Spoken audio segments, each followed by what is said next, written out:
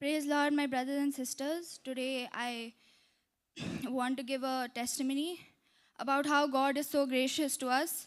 And last year, during my 12th, during my midterms and my pre-boards, I would feel that I was not able to focus on my studies, and I would feel stressed whether I would be able to clear my exams or not.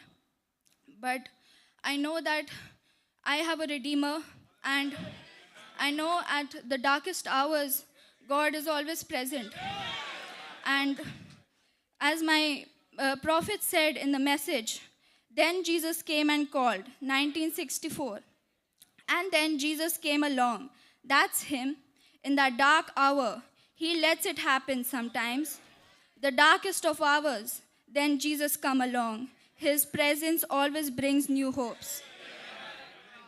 And I believe that the Holy Spirit was talking through my pastor and some weeks back, saying that as soon as you get up, you should put your head to the ground, because he deserves all the honor, all the praise, all the worship.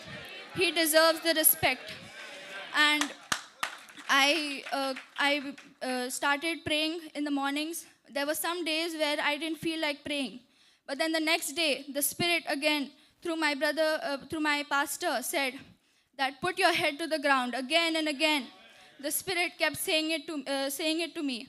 And I know that what was spoken on the pulpit came to manifestation when I obeyed and surrendered myself to God, and I gave him the priority, and I know that he gave me the paradox in my life.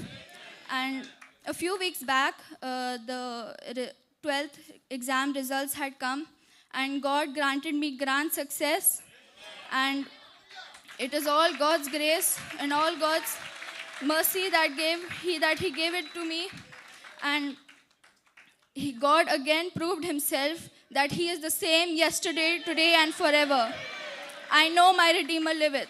God bless you. God bless you. खुदा उनके नाम की तारीफ हो.